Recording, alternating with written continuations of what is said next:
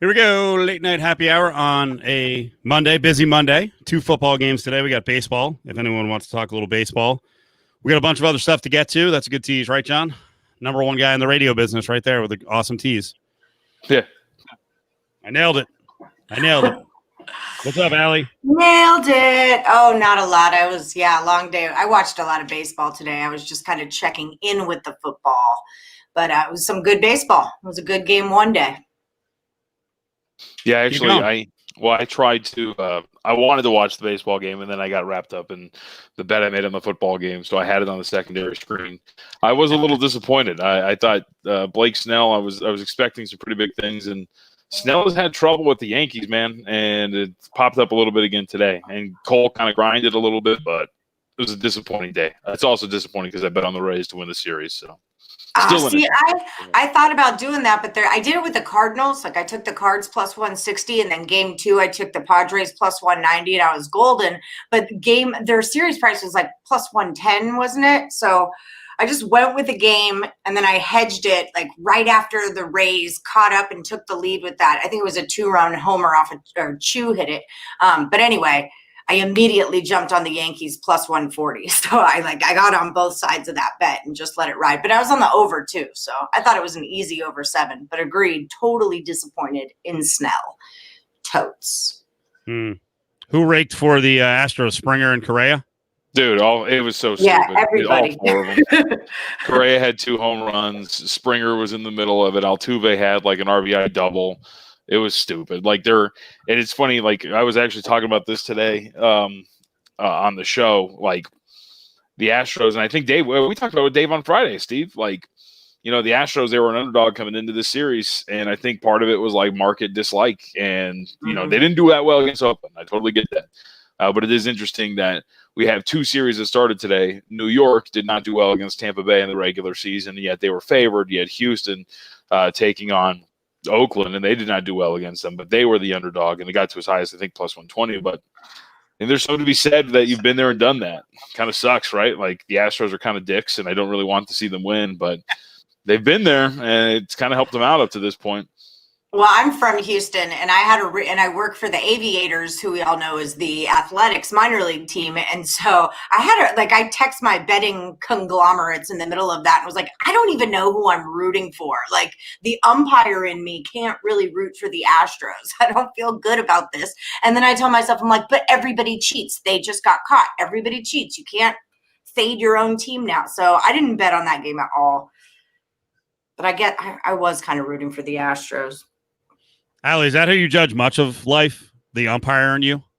Yeah, well, fairness is really important to me. And I bet on things. So, it's a big reason I don't bet a lot on the NFL because I think it's so fixed. And, I can't, we talk about it in our house all the time. Like, I can handicap a game, but I cannot handicap bad officiating. And, there's just certain Big Ten football and then, the NFL. It's too much for me. I don't care enough. In the comment room or the chat room, was there anything this weekend? Am I missing something obvious? What? Was there some sort of official conspiracy, refereeing conspiracy in the NFL? Was something really bad, really egregious? Not that I know of, because again, I don't really watch the NFL. And you just fucked up and missed week 4. What are you doing? I watch it to an extent, but I don't. It's not the thing that I handicap the very, very most or that I'm the best at. Before I got my job at Picks and Parlays, I was boycotting the NFL because of the whole, Joe Mixon has a job and Colin Kaepernick doesn't thing. So I was boycotting it before it was my job to know about it. I think there was So there was a shaky third down call or a spotting of the ball in that Seattle Miami game. Yeah. There was obviously the interception, fumble, whatever the fuck was going on tonight. Yeah. What happened? Do we ever get an explanation? So no, I don't think we ever did. I don't know, man. That was really weird. And I guess, that's on Belichick too. A lot of people were surprised that Belichick let him get the punt off. I don't know why you don't call the timeout, but it was just it's just one of those things. The NFL is just I don't know if it's fixed. I wouldn't say it's fixed. I say it's just some guys are just bad at their job. You know what I mean? And we see it from time to time in a lot of sports. It happens. I don't know. I can be down with the boycott stuff, but if it's the most popular sport in the country, I kind of can't boycott it. Well, I mean, I got bought out. Someone started to pay me to talk about it. So, there went my morals. Yep. Dirtbag. And be boxed. Like, and I agree that is the most important thing if you're getting paid. I was thinking of this tonight. I don't know if you guys were listening today, but one of our guests, Damian Barling from Sacramento, we don't really exchange notes, before the spot. So we just go into it fresh. We do exchange notes on other spots, right, to get people ready. So he comes out and he's like, let me ask you guys a question. And he does this whole thing on the WNBA, but the Aces. And he's like, I think he was expecting us to be like, yeah, Aces, man, we're covering it a lot. And he's like, do you guys cover the Aces a lot? And we were both like, no. And I was thinking, like, I don't know. Are we supposed to be? And maybe we are. But this is the old money grubbing bastard in me. I do believe this is going to be terrible, right?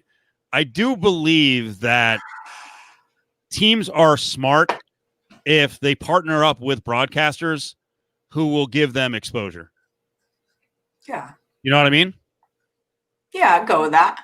Okay. Yeah, of course. I mean, you want to pair up with somebody like that'll help you get your brand out there, especially if it's a niche sport like the WNBA. Yep. So, when the Aces play-by-play job was open, there were a bunch of people at Lotus Broadcasting who put in for the job. And they chose someone, and I don't know. So I'll just leave it at that. Is it still the same person? Yeah, I think TC is still doing it, but TC got chosen. I know I put in for it. I also asked for money because I'm not doing it for free. Got a lot of fucking stuff to do. But I was thinking of it, after Damien was asking us, hey, how much? And you shouldn't have to buy coverage. But there is something about partnering up with different people in the market who have airtime. And so I don't know. That's probably a really unethical thing to say. I mean, if it were, it's networking. It's business. There's also the truly honest answer is you talk about what people care about. Like, imagine if we were all like, well, fuck Brent Musburger, I should be the Raiders announcer. I'm not talking about what are you, insane? It's the NFL. You're going to talk about, or the same thing with VGK. Like, I think it's time for a guy to be the sideline reporter. It should be me, right? And the other thing is, truth be told, I do work with UNLV, but we're very selective when we talk about UNLV. You know that, John, from being on the show. It has its time. It has its place. You can't force. If there's a pecking order for sports, you can't kind of force certain topics into the show. So, I think the problem with the WNBA in general, though, too, is their season usually ends right about now, doesn't it? October 10th. Well, they're like all of these sports overlapping. I said that to Damien. I'm like, Damien, we can't get to the NBA right now. Like we talk a little NBA here and there. We barely get college football, and we barely get college football on outside of Tuesday through Thursday. Like the NFL is such a behemoth.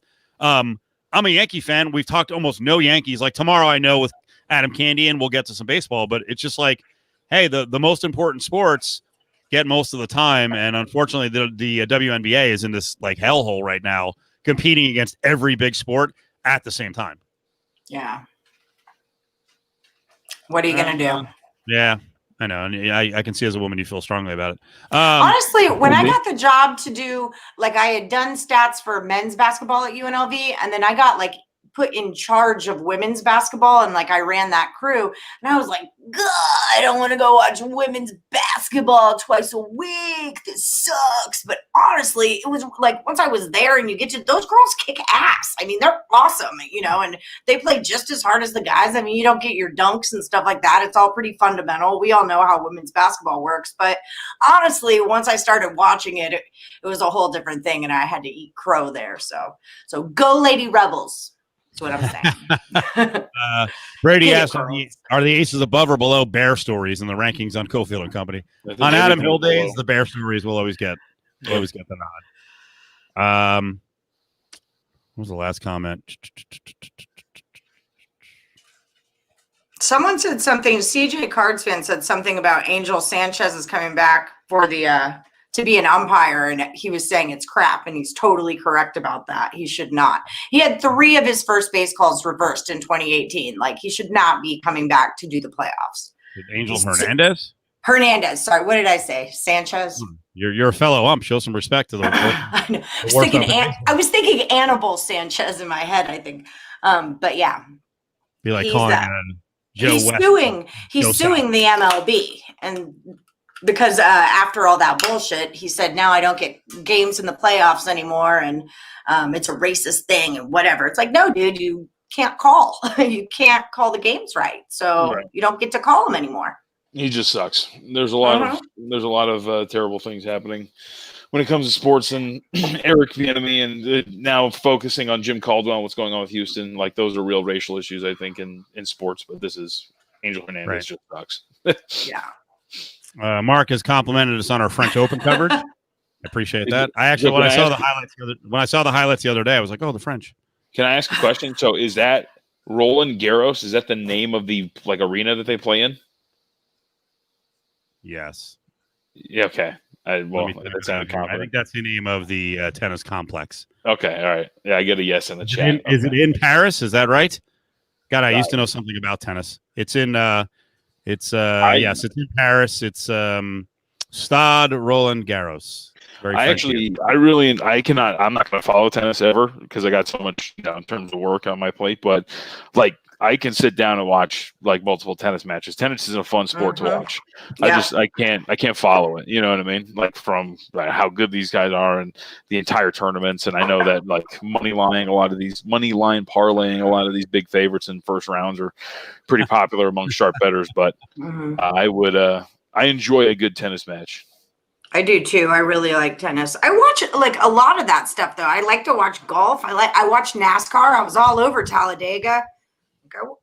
If someone couldn't win something, I'm gonna watch it. Okay, I'm gonna have money on it. Yeah, I don't know about betting tennis. I know they had tennis scandal. I know it's easy to fix. Mm-hmm. Yeah.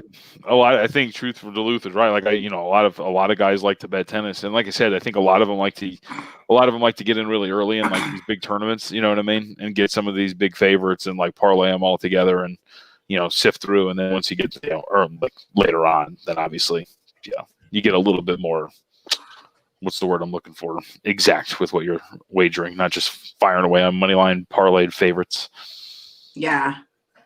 I'm loving. By the way, I'm loving the eye contact on the podcast tonight. John's looking down, and I think Allie's doing her nails. I'm painting my nails. Well, you guys are down here, so I'm talking to you, but my camera's right here. You know what I mean? So like, I don't.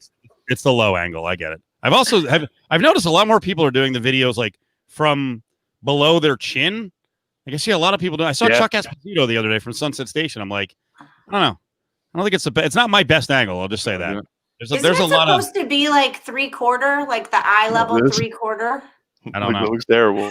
I don't know. Adam Hill does that too. Where like you're looking up his nose the whole time. Yeah, I think what Adam likes to do is he likes to hide behind. Like, I actually had to remind him today. We were trying to roll live video, and he was like behind his nameplate, and like half his head was up. I'm like, I don't know. I think his whole thing is he wants to appear that he doesn't care, but then it kind of shows, and then the viewers are like, "Well, you don't care, I don't care." That, kind of that. When I clicked on to your show today, the earlier show today, it was like Adam at this angle, and he was looking up like he was praying, and he looked so serene, and it was like the weirdest shot I've ever seen of Adam. I think it was right before the show, or like right as the show started. But it was a little eerie. I was like, Adam doesn't pray, does he? To football gods? Mark apparently is like, okay, move on. The point is that there are a lot of competing sports for limited airtime. Yep, you're right. You're right. There's another good comment up above. Monica Seles is not playing. Mm-hmm. You Twitter on the shitter. I remember last season I cashed that little Naomi Akasana girl to beat Serena. It was last season though, and I got futures on her, and it was like I felt so freaking sharp. Whatever her little name is, Osunka. I don't know. Naomi Osaka. Oh, what's her last name? That little chick. Naomi Osaka. No, it's Naomi Osaka. Yeah. Thank you. Thank you. I'm like banging on tennis. It's kind of good. There you go, John. Now we know you're engaged. Oh, I had to throw this one up. This is my college roommate, Ryan, right? Cofield's always been Mr. Women's Hoops Go Aces. Yeah, you know what? My women's hoops background didn't get off to a good start because when I was 19, getting into play-by-play in college, the larger than life coach of Rutgers basketball, like after like 3 interviews with me, is like, you're kind of negative, and I'm like, okay. Yeah. So you noticed. And I looked at her, well, because you know it started. It's been my attitude with women's sports my entire career. Like, I speak about women's sports the way I speak about men's sports. And if that's not the way you want it covered, then I can't do it. Like, I actually think it's insulting to be like, you go, girl, you know, and a pat on the head. Like, that's just the way it's going to be, you know? I mean, who did I got into an on-air fight? It wasn't a fight, but, you know, an argument like 3 weeks ago. And I was like, you know what? Hope Solo is a scumbag. And if that insults you, then sorry, but I've called, you know, 500 male athletes scumbags, and that's probably, you know, undershooting on that one. And the discussion was, you know, she should be in the Women's Soccer Hall of Fame. I'm like, why? She was an embarrassment at times to the U.S. team. She can wait 5 years. Fuck her. It's like, what? You hate women? Like, no. Insert guy name and fuck him. It's the same thing. Yeah. No, I'm with that because, like, the women's whole thing is like we want to be treated equally, right? We want to get paid equally. We want equal airtime. We want all that stuff. Well, you got to be able to take the shit talk too, you know. It's just Wait, part of Steve, are you telling me that getting a DUI in the U.S. women's national team van is not bestowing honor upon our country? Didn't she beat the crap out of her boyfriend? No, she was alleged to have beat up her nephew, and the other one was she and her husband drove the U.S. women's soccer van, and then when they got pulled over, tried to pull a "Do you know who we are?" And he popped hot. He was drunk driving. So it's like, oh yeah, 6 years later, put her in. What's the problem? They don't know anything about soccer. Yeah, well, you know, it's all part of it. Unless they're the rare Hall of Fame that says ethics, morals, character doesn't matter, and they have like a whole list. Hey, it's just soccer. Then she's in. But you know what? Even as a why am I doing this? Let's move on. This is stupid. I'm like, why? What's freaking Chiefs wind up destroying the Patriots from a gambling standpoint. Good job, John. John, easy winner. Right side winner, baby. Well, I was on the Patriots, so I don't know where you're getting this from. You were? Oh, I thought you were on the Chiefs. No, I took 11.5 with the Patriots. That's why the whole discussion got screwed up today, because I thought you and Adam laid the points. No. I was on Adam's side in terms of like the whole conversation of it was 7. How are you going to lay 10.5? Because it's a different game. But no, I was on the Patriots. I took 11.5 with New England, and Brian Hoyer sucks. Like that's just like the flat end of it. The sack, dude. How do you take the sack? Well, both of them, but how do you take the sack at the end of the half? Right, to get one out of field goal range. Well, I don't know if he was out of field goal range, but you burn the clock out on that, which is absolutely nuts. Then you hold on to the ball again and you fumble it. The interception return for the touchdown, like get the fuck. That was just such an irritating game.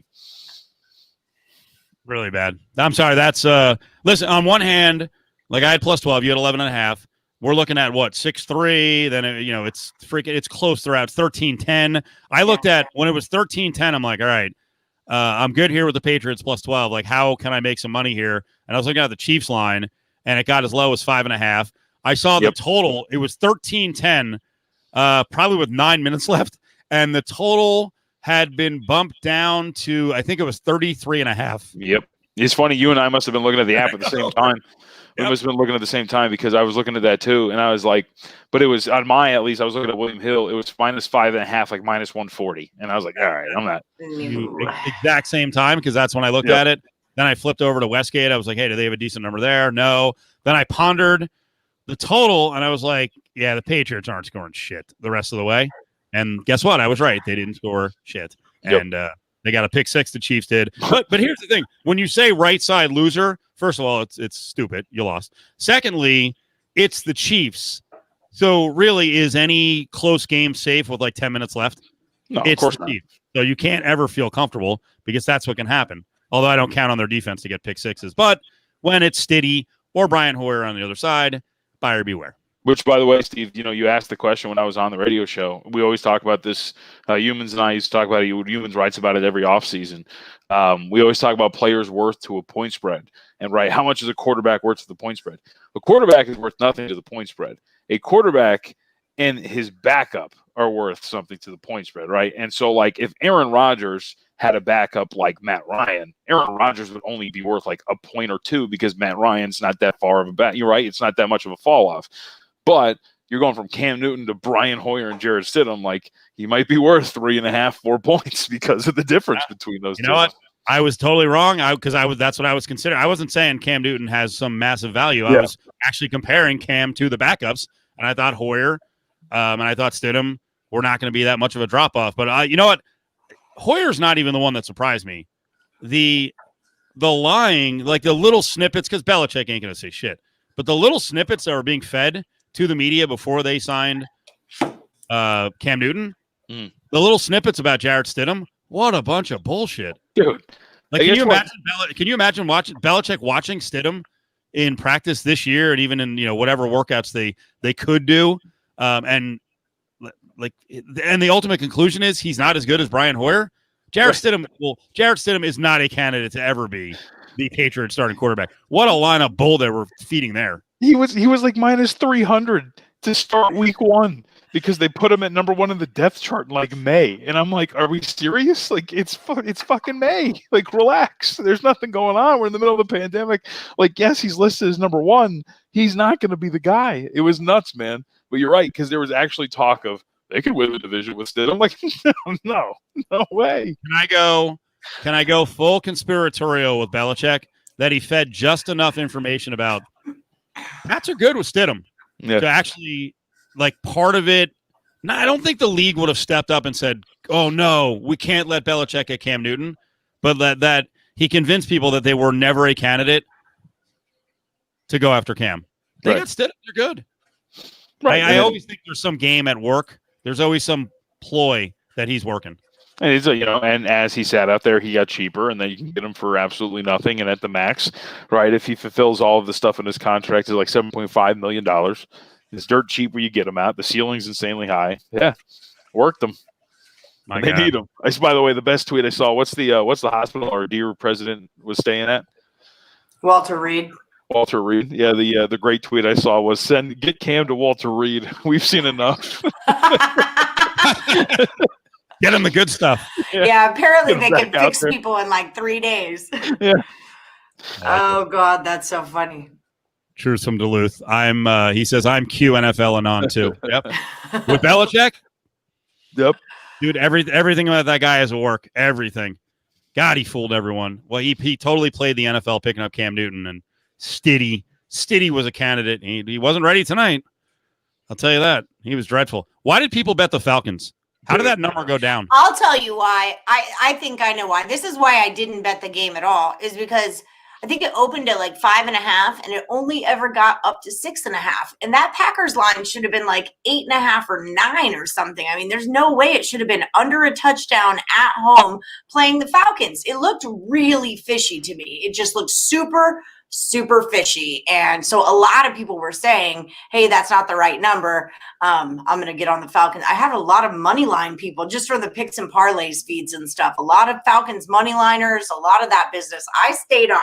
I wanted nothing to do with this. I'm glad I did. It got to 7 at William Hill, as Jose saying, and it was 7 in the super contest. But I get your point. But I never thought it 7, but yeah. It was 7.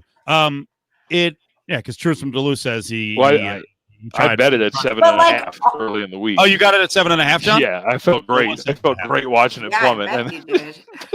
It's ridiculous. Truth from Duluth says Falcons at 7, Pack at 5. But you know what I don't understand is, and I'm not saying Allie's wrong on this because she's right. I talk to people who analyze games by going, the number should be here. There's something up.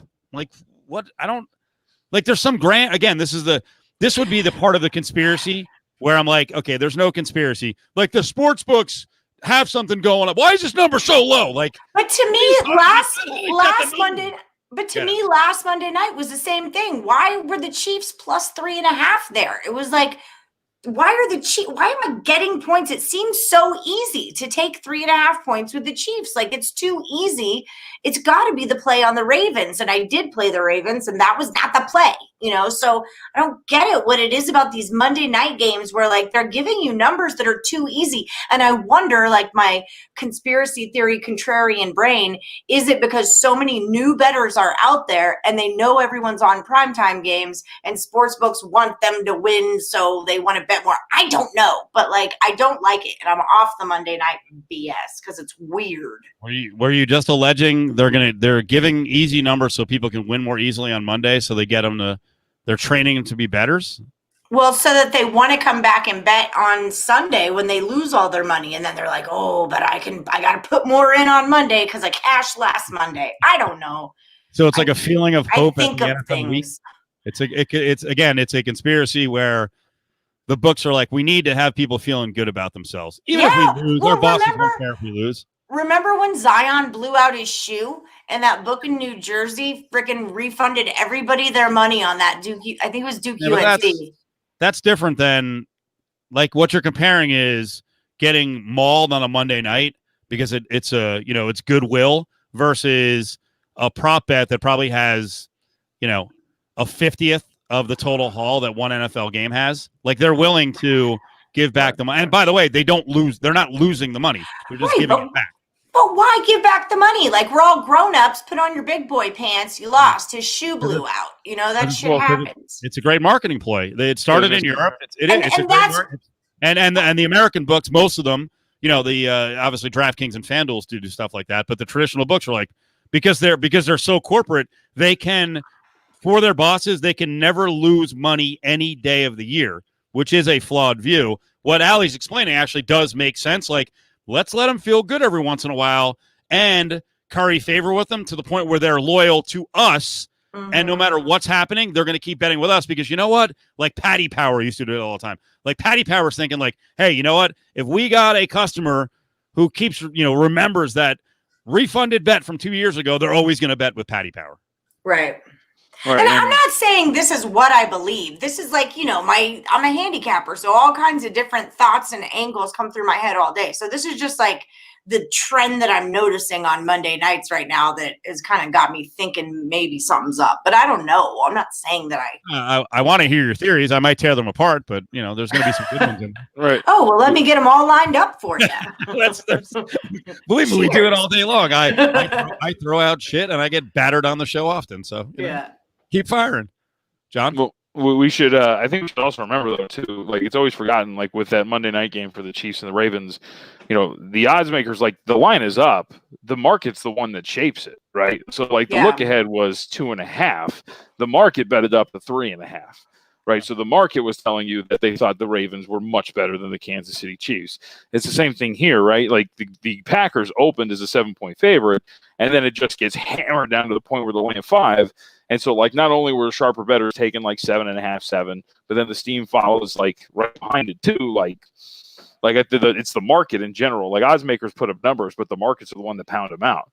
And I think that's what we kind of forget sometimes. And this Packers one, look, they actually made sense. Devontae Adams, Lazard, they weren't playing, right? They were really beat up on defense. 3 guys, 4 key starters were questionable to play tonight. Like, it kind of made sense. Now, and all the way to 5 didn't make sense.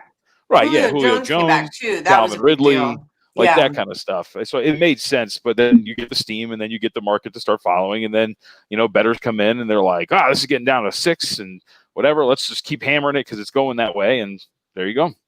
I'm just always very cautious of primetime games. Whatever sport it is, I'm cautious of the primetime game for sure. Well, Steven, I know you like the wrong side winners. Like, I had the Eagles +9 on Sunday night. I think that was a wrong side winner. Like, they gave up 400 total. They gave up 400 total yards, but they forced 3 turnovers because Mullins was garbage, and they ended up winning the game. But, like, that was a wrong side winner. But that, the market put that all the way up to 9, and then it kind of corrected itself out and got all the way back down to like 8 and 7.5 in some spots. Notice that I didn't come in raging tonight about winning the Eagles, right? Bullshit! Right, I should have won that, dude. Actually, it put me in a spot where I'm like, all right, Steelers on the teaser for next week. Like, they don't look good, dude. Brady's building your character, Allie. He first said you're the plus money is the Alec Jones of sports betting. All conspiracies. I like it. And then he wants to call you, where is it? Miss Info Wagers. That's good. That InfoWars, misinfo wagers. But here's the thing with Allie. Allie does rep a big part of the sportsbook community and goddamn, this is something. Should I get on the soapbox again? I think I've said this to you, John. I feel like with the explosion of gambling podcasts and gambling shows, they're doing the same thing that most of Vegas did for years and years and years, and that is underrepresenting the average grunt at the book. Like, we're all too highbrow. Like, we're above them. Yes. Like, I don't want to be an expert. I don't want people to think I'm not a handicapping expert. Yes, I do this all day long. It's 90% of what I talk about during my day. But I am not I'm just getting into my advanced play goodness, and I'm definitely not a public scrub or anything like that. But there's nothing I'm wrong not with selling being picks. I like to be the chick in the sports book, who's trying to figure it out. There's nothing wrong with being the chick in the sports book or the square or the person who spends. Well, there is something wrong with being the square because you're not going to make any money like that. Really? Right now, the favorites are they're not killing it. Yeah, I guess that's true. And overs, over. ATS is about even for the NFL, but what are we at now, John? Just outright favorites winning. It's like 71%. The overs kicking ass. So, the funny thing is, with the overs, sharps and people who think they're sharps are like, it's bullshit. Oh, the overs. Adjust. You got to adjust. Yeah. Clearly, if you don't adjust at some point, you're going to get battered.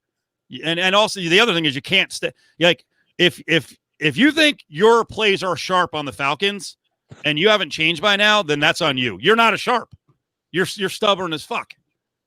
That's why some things I just lay off of, and you just kind of got to watch and see what happens. You don't have to bet every damn game. Here it is. The points, the over went 6-2, 75% during the 1 p.m.s. This season, the over is 36-21. So yeah, it's definitely a thing, but I really thought Green Bay was going to go under. Did they go under? They did, didn't they?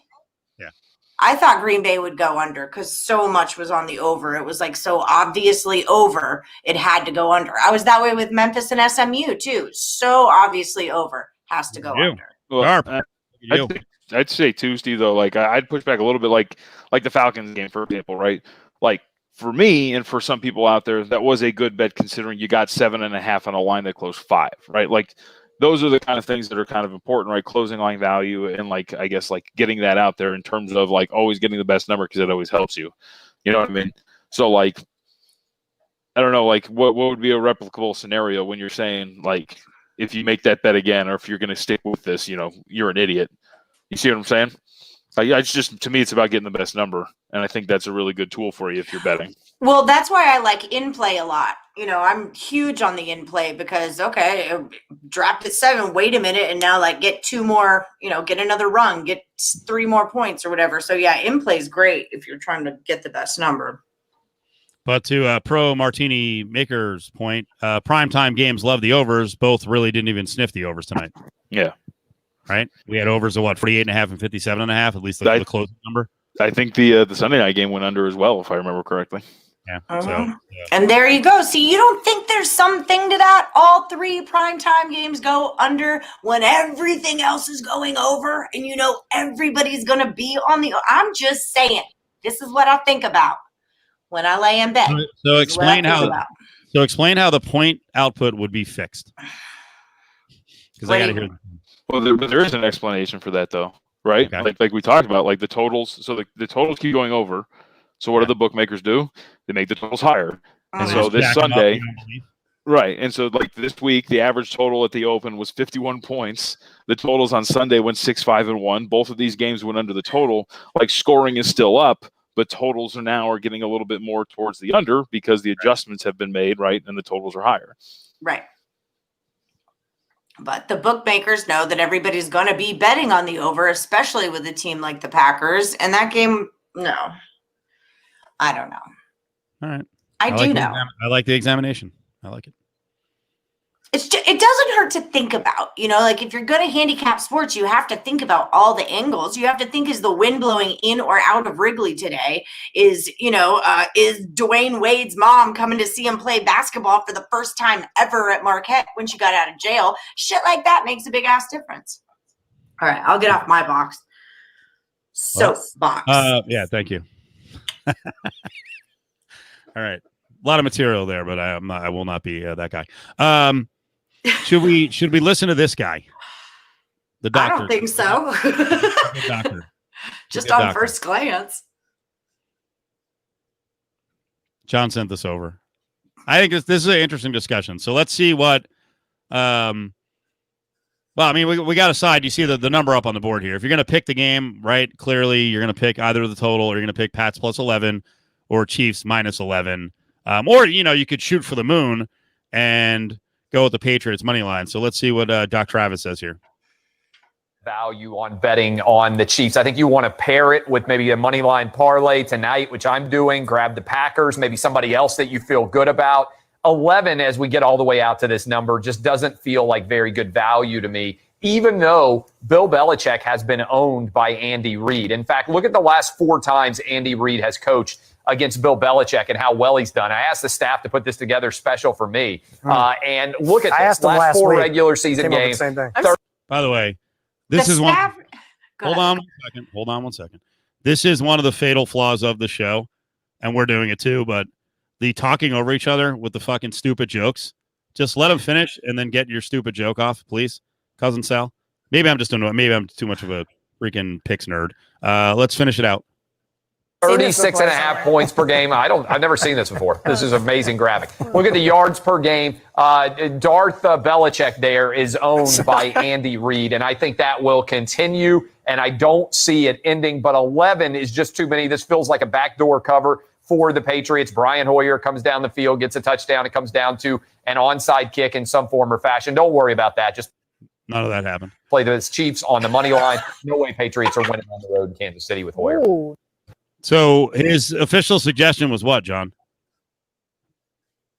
Sorry, I've had my mic muted. Money line bet on the Kansas City Chiefs, about minus 715.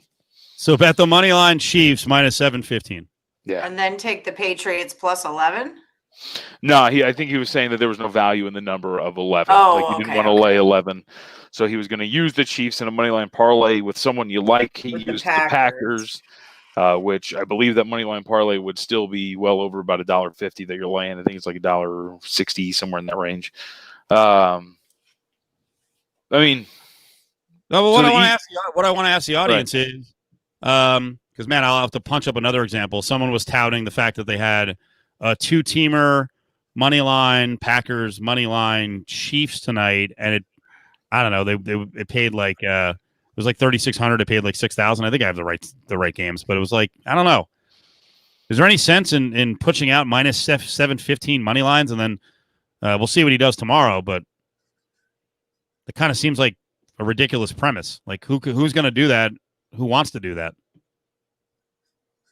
Am I wrong? That's just not. I mean, I'm the plus money honey because I take dogs. So you're not speaking my language right now. I do not parlay and I do not take favorites. So. I mean, like we have this conversation all the time, though, right, Steve? You were talking about it with Sam a couple weeks ago, like the theory of like minus 1,600 on the money line, and is there value in laying big prices like that? Theoretically, right? If Clay has his numbers and his stat sheet, and he feels like this game should be minus 950, minus 1,000, then there is value in minus 700. But I doubt that's the process. Yeah, and on top of that, there's no paper price. Well, I mean, in comparing those two, it's different though, because the minus 1,600 bet was the Dodgers over 60 games. It's not a one-off. Right, and then that's what I was going to get to too. Is there's also just the fact of like we're talking about like the format and like the platform in which he's doing it. Like the objective is to give winners clearly for that show.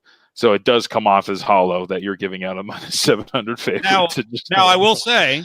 Because Doc Travis here is saying, minus 715 is the way to go. And by the way, the game was very close. So if he'd actually, he didn't lay 715. Trust me. He did a money line parlay.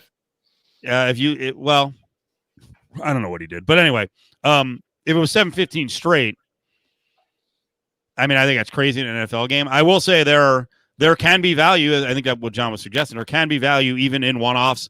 Yes, in the fight game, the knockout can happen and you can get effed, but Adam Hill and I have spoken about it many times. The number, wherever the hell it got down to, was it as low as 400 or 350 in Floyd against Conor? Like, right. Floyd should have been minus like probably 5,000. Manny Pacquiao, there is value in that number. If that goes off at like 300, 350, 400, 450, there is value in that boxing match. So sometimes a high number, there can be value. Football, though, scares the freak out of me. Right, but like we said, like really at the end of the day, it's why are we talking about it on that platform, right? And Clay's platform is to give out winners, and like you can understand why every response is way to go out on a limb, Clay. It is kind of funny. But I mean, well, go ahead. No, I was going to say, I mean, that's what JBT was saying about tennis, taking first round big favorites of tennis and parlaying them all together, because I mean, that's the reason they're a big giant favorite, right? They're supposed to win the game. So, I mean, it's out there. People do that. I see how you can get value in it, but I think your risk goes up so much higher that it's not really even worth it. Someone's asking, how is he making these bets? He's making them offshore. I'm sure they're illegal bets. I doubt he's driving to Mississippi. I could tell you this: if I had a guy coming in with Doc Travis's record, and it is tracked by some folks, I think I think NFL, it was tracked over like the last 560 games, and these are premium picks. He's at like 49.2%, which that ain't great. You got to be a little over 52% to break even, but he's down a bunch of units. That's the kind of gambler, though. A guy who comes in and is like, "Hey, I'm going to lay big money at minus 715." If you're a good sports book, of course you take that. All right, because eventually, going back to what Ali was saying earlier about currying favor and loyalty from players, like those are the kind of players you want. Someone who's like, "Oh, this is a great bet, minus 715. I'll take your money all day long." I'm not talking about a bookie. Like as a sports book, a casino property, I'm not running out of money. So keep coming, and as long as I know you keep coming back, then I'm good to go. Well, and the thing about it too is that, gambling has such a bad stigma about it. I remember telling my mom and my dad, like, I'm going to like really quit my job and go into the sports world and only work in sports. And granted, that's like UNLV and aviators and umpire and picks and parlays. It's a million different things, but like they were all scared to death. Like they were all like, wow, you can't be a professional gambler. And I do not make like most of my income from handicapping or anything like that, but there's a horrible stigma to it, and all these new bettors need to kind of like become friendly with gambling, that it's not some guy who's gonna like shake you down in the alley because you didn't pay him. It's not that anymore. It's a more grown-up thing. It's easily accessible, and you could still lose your house though. You could still totally lose your house. Of course. Well, here's the other thing. We make these general statements. This is what happens when sports betting goes mainstream. People who think they understand sports betting but don't know squat are giving out their picks. You also realize that there are folks who are going to go 45 to 51%, give out crazy picks. They're also working with sports books. So what do they give a shit? Right? They're really making these picks. You think they're really betting these picks? If they're developing customers for people, they're laughing their way all the way to the bank. And we're talking about people in a lot of cases who don't have ethics in the first place. They don't care. Whatever makes them money, they're going to send out there. So if they have to play a character of, the sharp and get their teeth kicked in, and they've got a bunch of followers who are going to bet whatever they say anyway, what do they care? If you don't have morals, if there's no, you have no shame, make your money, I guess.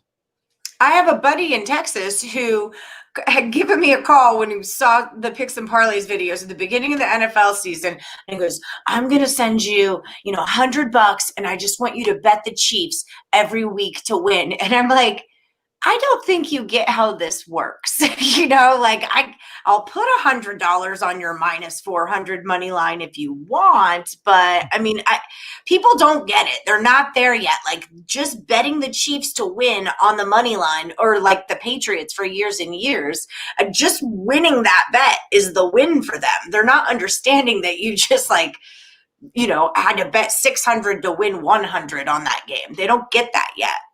Yeah. I don't know. I don't know that I'm talking about all touts. I'm really talking about a lot of the people who are new to the medium, who are now tied into all these new sports books, and they need faces on their sports books. And touts do that too. But I don't think all touts are bad people. I don't think all touts win. I think very few actually win. All right, back to football question. Football real quick. Again. Well, I'll get your thoughts on this really quickly because I think at the root of all this, my biggest problem with every single bit of it, I think when it comes to the coverage of sports gambling, it's way too tied in just picks in general. Like it's always every single thing is just picks. What do you got? Who do you like? What is it? What are you betting? What's your record? And there's not that much analysis in terms of the betting market, why these numbers are where they're at, like and analyzing the sports itself, things like that. Like it all comes back to what are you playing today? And I think that's a really big flaw with sports gambling coverage in general. Like I don't think it should be picks. It should be analysis, how you get there, why you get there, as opposed to just giving out picks to people. I think it's a massive flaw with the industry. Yeah, but it really comes down to who's betting. It's a degenerate kind of an industry. Like we're trigger happy, money better kind of people. And at Picks and Parlays, our rapid fire videos, when we do 5 games in under 5 minutes and give out free picks, those do so many more views than the regular ones because nobody cares. They don't want to hear it. They just want the pick. I just want the pick. That's it. Right. It happens all the time in sports books. People come up to me with their sheet and they're like, who do you like? And I'm like, I kind of like them. And they're like, okay, got it. Circle, walk to book. I'm like, but my second part was, but there's no value on that. And I'm not really sure, but it's a degenerate kind of a thing. People don't want to do the work. Yeah, there's a lot to it. There's a lot you can learn. Murray, John Murray on Sunday morning schooled me because I was like, hey, what the hell's going on here with the Eagles and the Niners? It was 7 all week. Now it's 9. I'm like, who is firing on the Niners past 7? And he's like, it's a teaser protection. He's like, we're trying to guard against teasers because we're going to bump it up to 9 so that people can't, fire through, right through 2 key numbers with a 6-point teaser. I was like, okay. I mean, that's Steve. That's part of the reason why I think you saw that Chiefs number move up to where it did. Yeah, you know what I mean. Like you're protecting yourself as well in that regard too. If you're sports books, like, all right, this is a terrible situation for them. We're going to get bet anyway. Let's move it up and make them pay it, and we can't do it. Yeah. All right, some football questions. Playoff game next week. You only have 2 choices for your starting quarterback: Josh Allen, Lamar Jackson. You got to win a playoff game. Josh Allen, Lamar Jackson. I'm taking Josh Allen. I'm taking Lamar Jackson. Yeah, Lamar Jackson. I don't know what you're doing. Yeah, you're fucking up. You sound like a Jets fan over there. Jets fan? I would hate. All right. Different scenario. Playoff game. You'll be behind by 10 early in the game. Are you taking Josh Allen or Lamar Jackson? Lamar Jackson. Same. Lamar Jackson. Yeah, I'm not buying it. I wouldn't even take freaking Josh Allen to 7-Eleven if you needed a pack of cigarettes. Okay. I'm not taking Josh Allen anywhere. You guys are the worst. Well, look, he's gotten a lot better. He has. He has. He's dangerous on the edges. He's a better pure passer than Lamar Jackson. I would take Josh Allen. All of those things are actually true. Like I agree with that. I think he's going to be really good, But at the same time, he's playing with a much lesser team on offense. Who? I need swagger in my quarterback. Wait. You think Josh Allen has a lesser stick? Absolutely. No, that's ridiculous. What are you talking about? The Ravens have weapons all over the place. The receivers don't excel because of Lamar Jackson. I was going to say, yeah, exactly. Name one wide receiver other than Marquise Brown.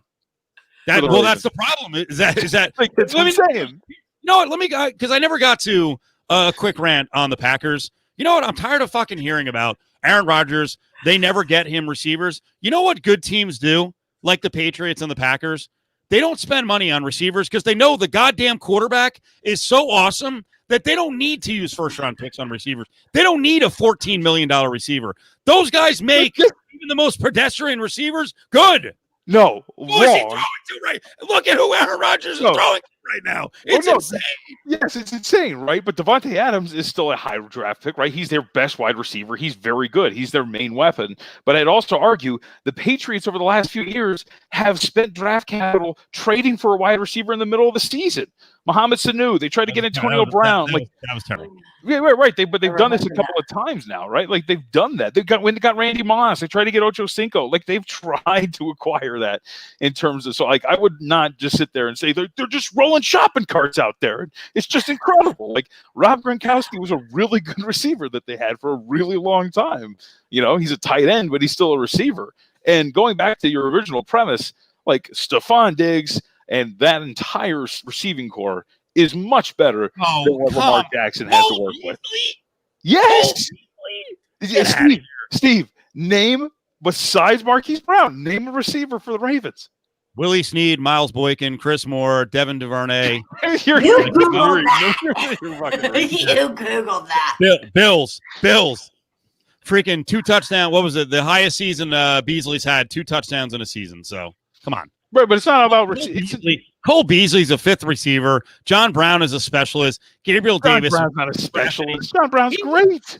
Oh my, he's great. What are you talking about? For your second option, John Brown's fantastic. John Brown is a fantastic number 2 receiver. Seriously? Yes.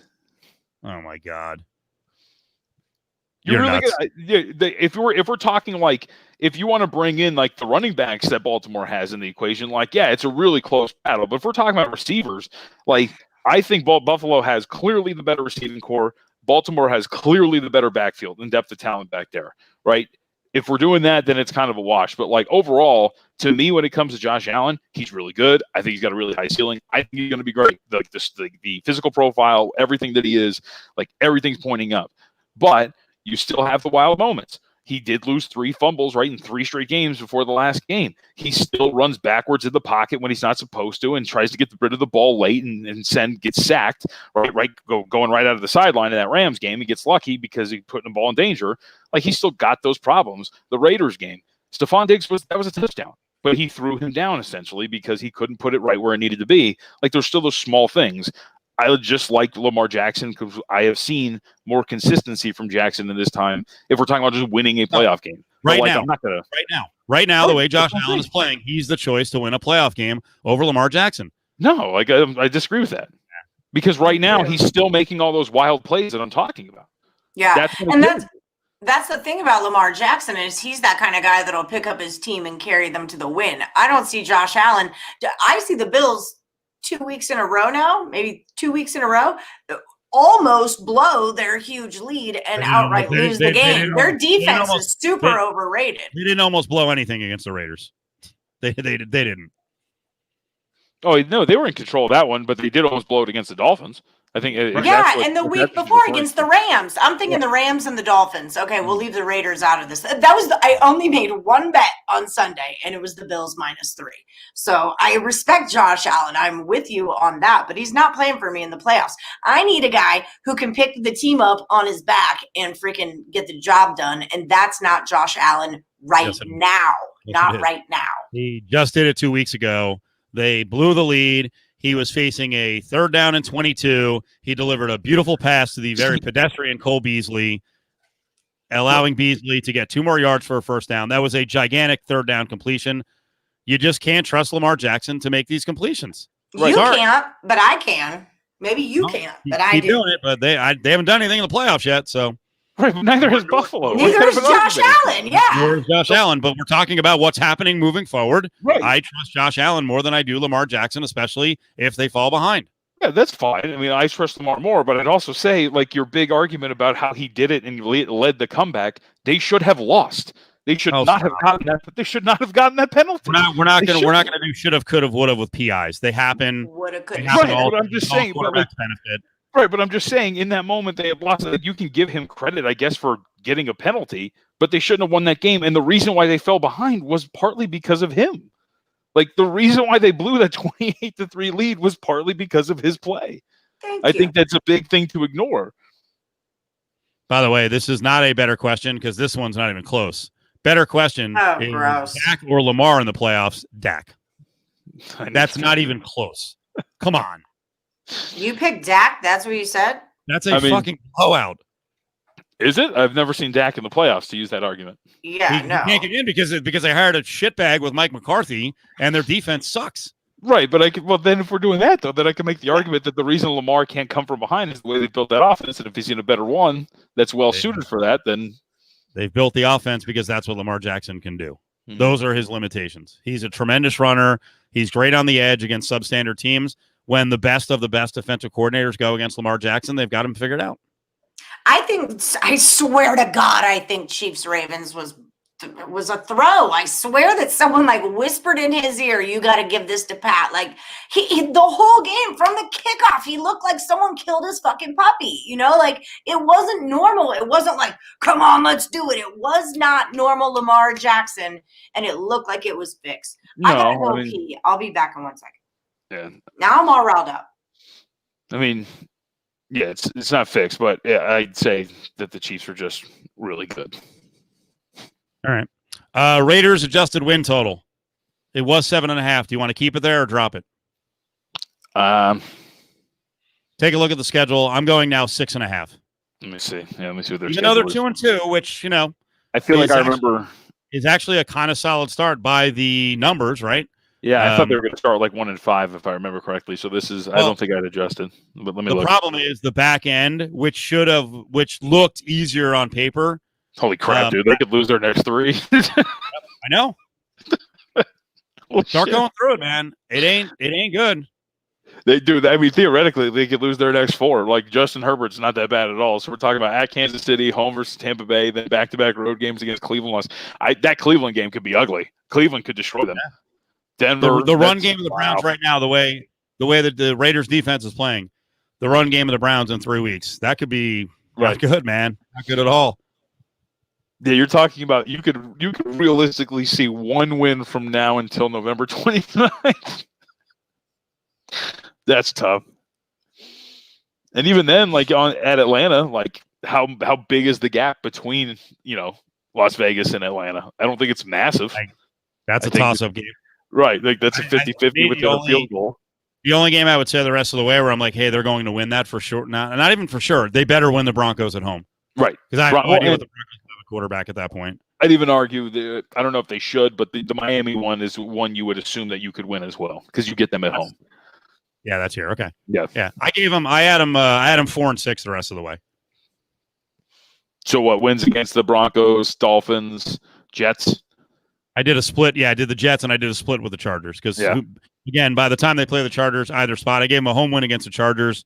Yeah, I mean the Chargers could be down 19 of 22 starters by the time they play the Chargers here. And by the way, Week 16, Dolphins are out of it. You could be facing Tua and something like completely different than what we've seen. Yep. At this point right now. No, you're right. Like, and that's why, like, I was like surprised that I mean, I won't say they should have been, 1-3 at this point, but like the Carolina game obviously went down to the wire and the questionable play calling led to a victory for them.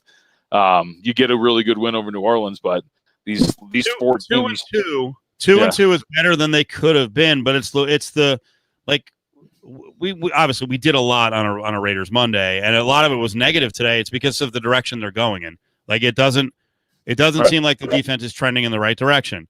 I guess there's upside on offense because eventually you'll get Ruggs and Edwards back. I got to tell you, if you're a Raiders fan right now, and it's hard to grade someone after 4 games and injuries happen, but watching around the league and you see CeeDee Lamb and even a little snippet of Jerry Jeudy and then Justin Jefferson going for 175 last week. And who's the other one who just had I got to think of the other rookie receiver who just had a solid weekend this weekend. There's like 4 or 5 guys already where you're like, okay, man, these guys look freaking good. Oh, Ayuk. Brandon Ayuk's come out. Oh, that's right, yeah.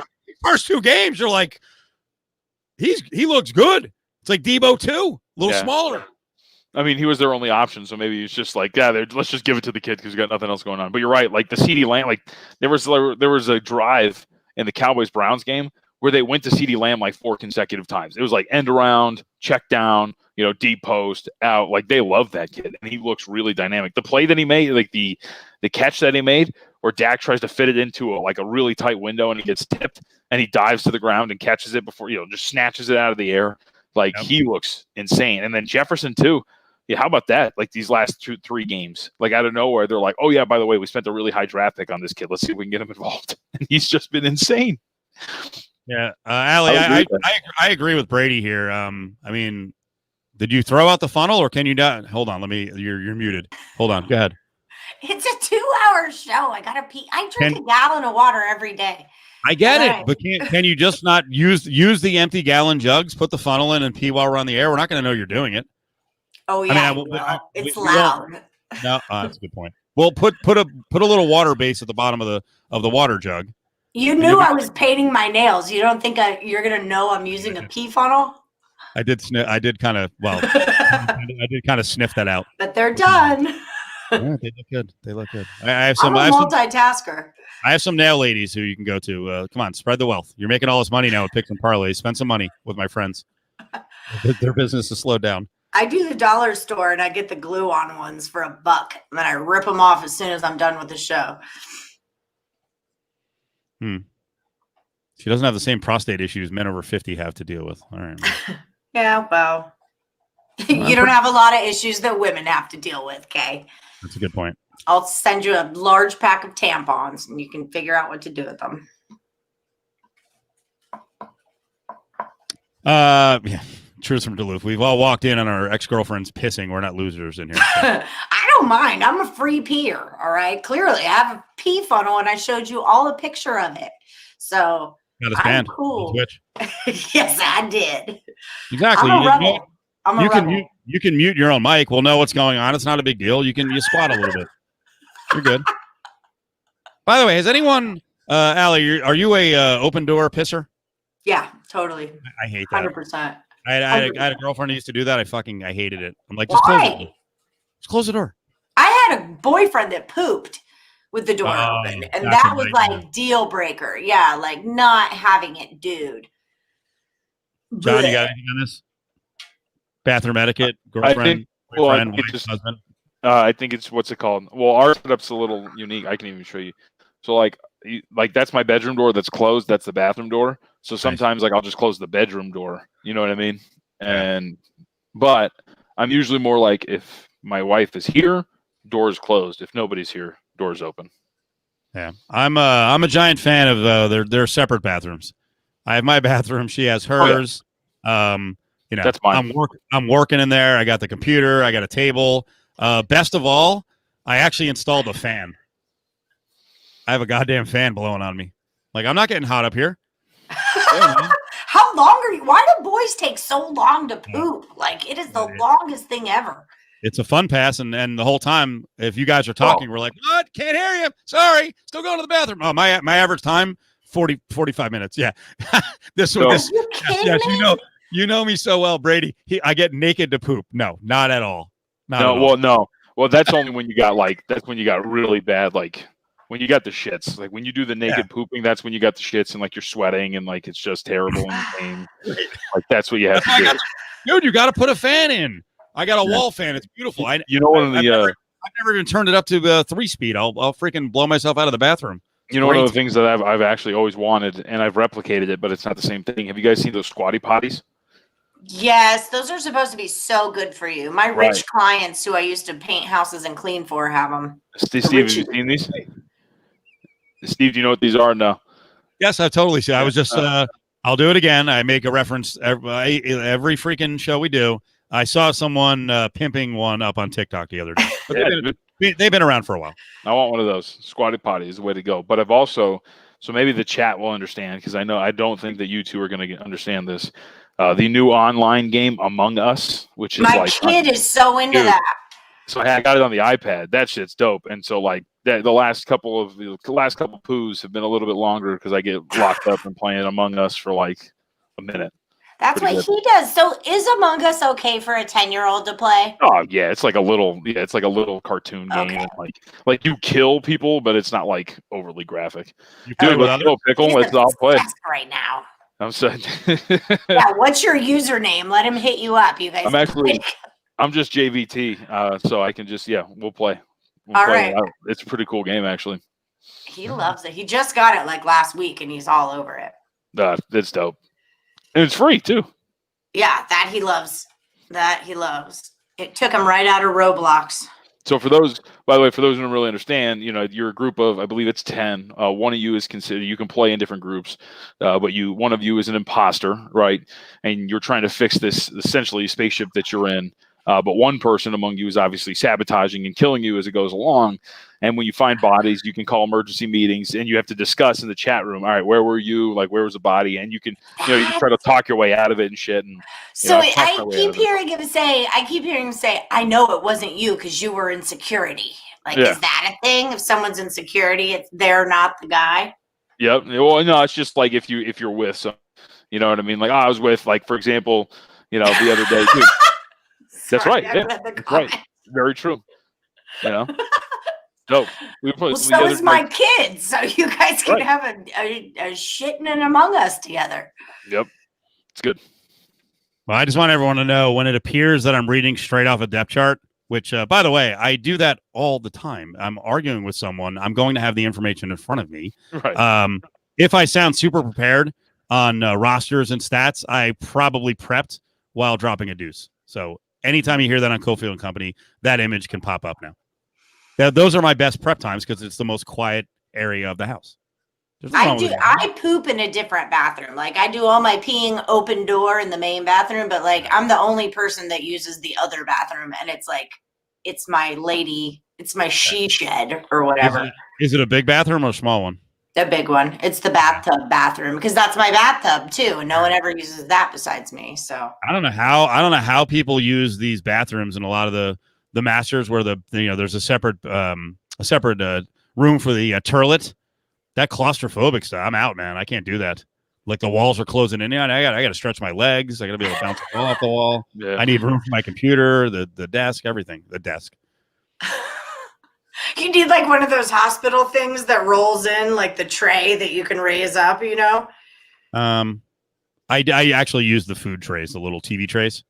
I hope you don't eat off of them. Also, no, we wash them. It's like you're gonna wash them every once in a while. No, that one's exclusive to the bathroom. Why do you think there's like poop dust all around the bathroom? I know there is. Yeah, dude. Yeah, you gotta close.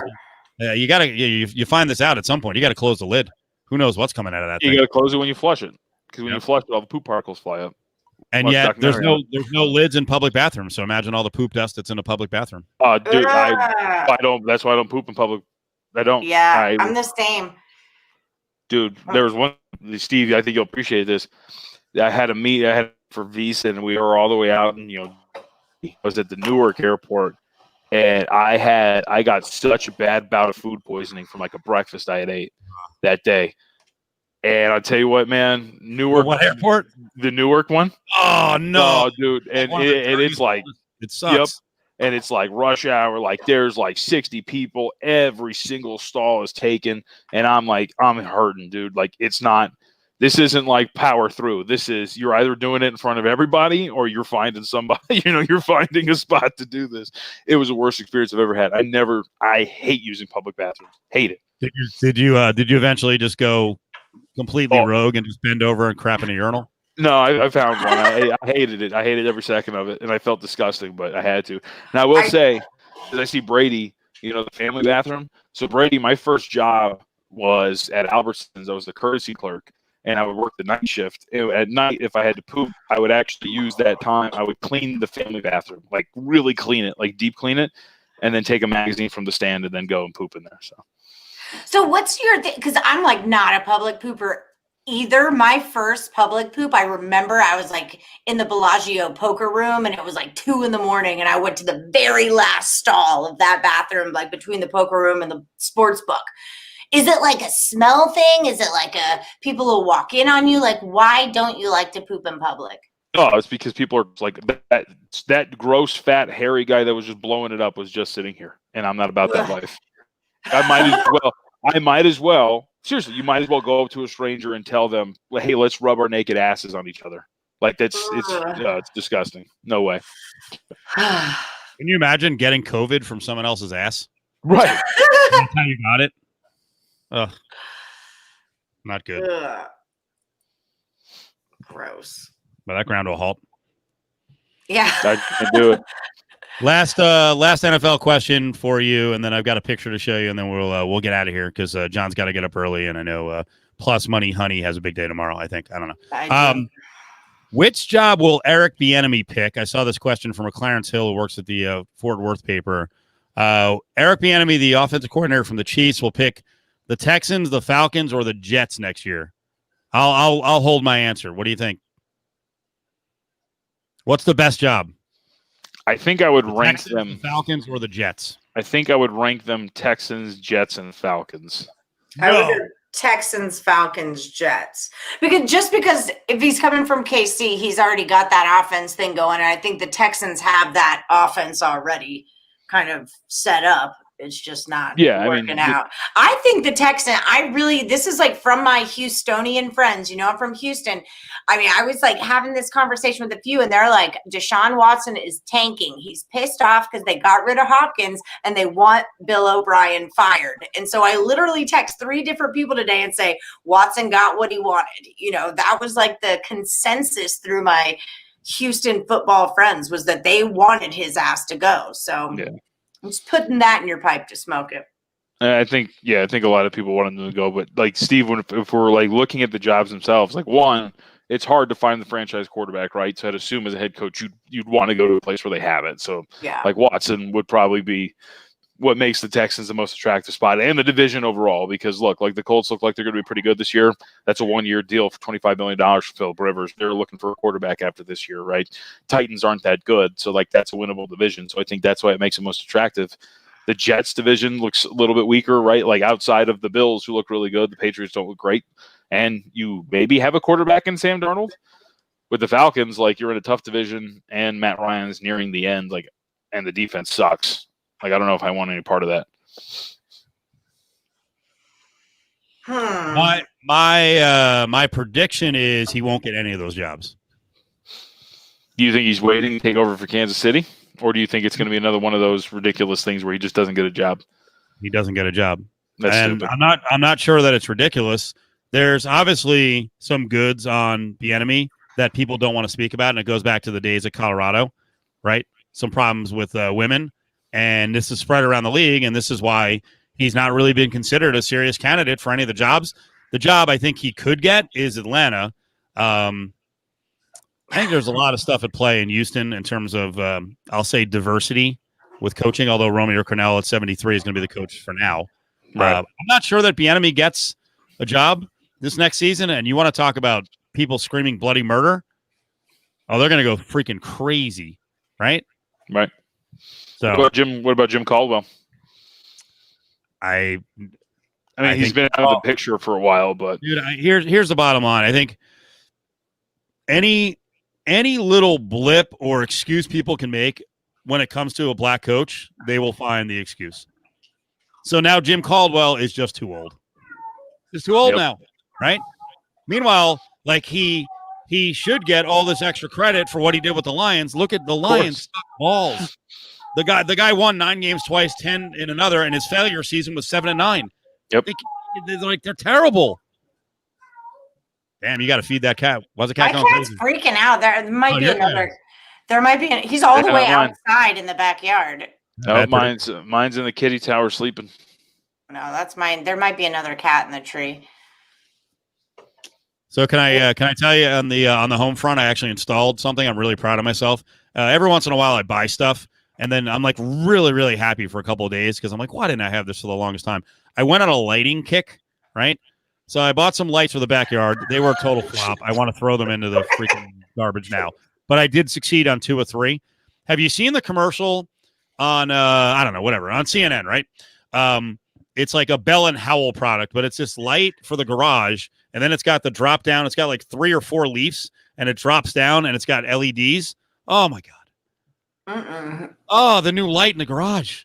I can see so clear. It's beautiful. You spent a lot of time in the garage. I'm in and out to go get these. I have to drink like 10 beers or spritzers every day. So yeah, I go in and out of the garage a lot. I have one of those deep freezers, so I'm always looking at it. I'm like, all right, let me get an inventory. What kind of meat I have here? No, I'm out there all the time. We need to call that guy, like the progressive commercial guy who like comes and helps you out if you're too much like your parents. He's like, if you can't sit on it, there's too many pillows. That guy, like, you need that guy right now. You need that guy. So here's the thing on watching too much late night infomercials. CNN for a while, they had no business other than the call in buy stuff, like for the kitchen and the house business. Like that's all the if anyone else watched it's gotten healthier now. You can see their ad base is getting healthier, but it was like whatever this Bell and Howell is, it's a new Ron Popeil. Remember that guy? He had all the knives and the cooking stuff. So Bell and Howell has everything, and they just roll out Bell and Howell products all the time. It's that goddamn. The one I hate is there's a lady who sells a Spurtle. I'm like, that fucking thing doesn't work. By the way, I'm the only one. It's this wooden spoon that's like a multi-purpose spoon, and it's just whatever. It's ridiculous. But did you see that new thing that plugs into the wall? It's like got 6 outlets on it, and then it's got a shelf on it. So you plug it into your wall, you get all your devices plugged in, and 4 USB outlets, and then you can set them all on top of it on the shelf. Like it made perfect sense. I thought that was brilliant. Yeah, I bought the Bob Vila ladder, and I've used it once. That was to hang up the lights for Christmas. So Halloween's coming up, so I may use it again. I'll probably use it twice a year, and I'm scared as shit to go up on it. But the lights I'm most proud of, I actually put little spotlights on the stairs. Sadly, because the SO said she keeps missing the bottom step when she goes down, like to get a drink. Right? I'm like, God, we're getting old. But I just installed them, and they're glorious. Yep. I wanted to ask you about the SO. I was thinking about this the other day. Whatever happened with her roller skates? Did she give it a shot? Did it work out? Like, how did that go down? They went back. That was a drunk purchase. I think I got through to her. I'm like, you're a makeup artist. If you like break an arm, you're cooked. Come on. Yeah. Let's be smart. That was a good call. Should have bought blades. Steve Cofield, Mr. No Fun, ruining her life. All right, last one. What do we think of the VGK jersey? Nope. No, gross. Jersey, sweater, jersey. I think it's great. No. That color will look horrible on me, and I would never buy it. I don't want to wear mustard gold. I don't like the color. It's not mustard. Whatever it is. It's metallic. Stormy told us during a commercial today. We're gonna have her make the pitch tomorrow. She said it's metallic gold. That was her pitch. Yeah. I get it. I just think it's ugly. And I also, you know what, to be honest with you, bugs me the most about this jersey, and I don't know why. I think it would look better if you made those gray parts of the sleeve gold. Like, just go all gold. Okay. I get the whole reversal, right? Because, you know, they have the gold parts of the sleeves on the regular sweaters. For some reason, it doesn't look good in that fashion. I think it should just be all gold with the white part in the middle. But I just don't like the gold in general. I'm with Allie. Like, I think that's an ugly gold. Why didn't you put it on to model it? Why are you holding it up? Because it's probably a large. Darren Millard brought it in. He's a very svelte, in-shape guy.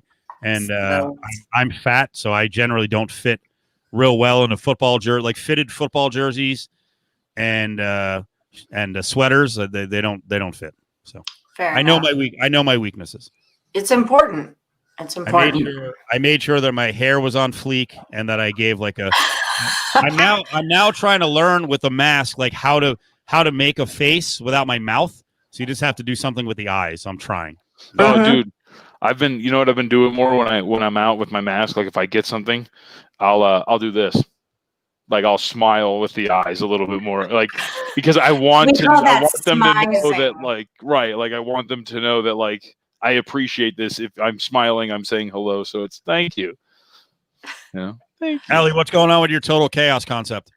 Dude, it was so cool. So we did it on, I should have got my records. I have them over there. I think I was 11, 10, and 5. And then the guy I went up against, Kurt Alexander, was like, he was better than me. I think he was like 14, 8, and 5 or something. I don't know. But he won because we put money on it for every round. I knew he would win. He's a football guy, so I'm not mad about it. But I was impressed that I did well. Anyway, we covered every single college football game in the second and third rounds, and we did every single NFL game. So it was like 29 picks. It was a lot because a few games got dropped. It's all totals.